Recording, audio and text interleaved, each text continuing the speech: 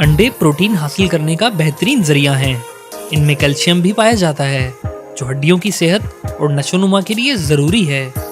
बाज़ अफराद का ख्याल है कि देसी अंडे फार्मी अंडों के मुकाबले में ज़्यादा सेहत बख्श होते हैं। सब्सक्राइब करें इल्मोग्राम चैनल और साथ ही प्रेस करें बेल आइकन को ताकि आप इस तरह की बहुत सी मालूमाती वीडियोस का नोटिफिकेशन हासिल कर सकें।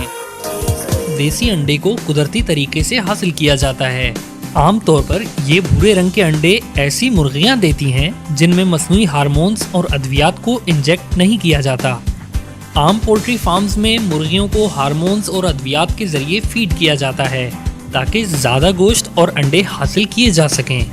यही वजह है कि देसी अंडों को ज़्यादा सेहतमंद कहा जा सकता है क्योंकि ये मसनूई हार्मोन्स या केमिकल से महफूज होते हैं।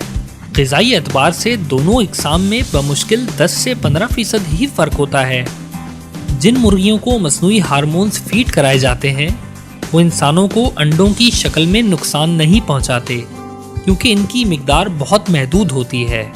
अलबत्ता बहुत ज़्यादा फार्मी अंडे खाना इंसानों में हार्मोन्स के अदम तवाज़ुन का ख़तरा किसी हद तक बढ़ा सकता है।